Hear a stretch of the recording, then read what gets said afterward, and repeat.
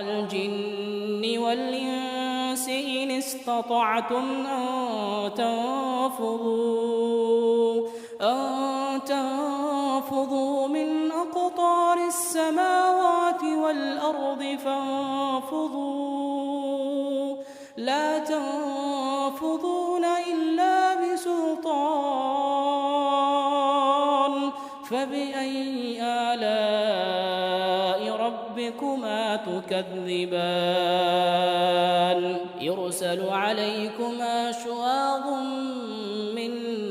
نار ونحاس فلا تنتصران فبأي آلاء ربكما تكذبان فإذا انشقت السماء فكانت وردة كالدهان فبأي آلاء ربكما تكذبان فيومئذ لا يسأل عن ذنبه إنس ولا جان فبأي آلاء ربكما تكذبان يعرف المجرمون بسيماهم فيؤخذ بالنواصي والأقدام فبأي آلاء ربكما تكذبان